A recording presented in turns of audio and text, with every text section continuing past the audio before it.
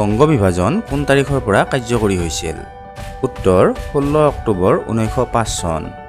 ভাৰতীয় জাতীয় কংগ্ৰেছৰ দ্বিতীয় অধিৱেশনত কোনে সভাপতিত্ব কৰিছিল? উত্তৰ দাদাভাই Naoroji. Indian association of Kolkata কোনে প্ৰতিষ্ঠা কৰিছিল?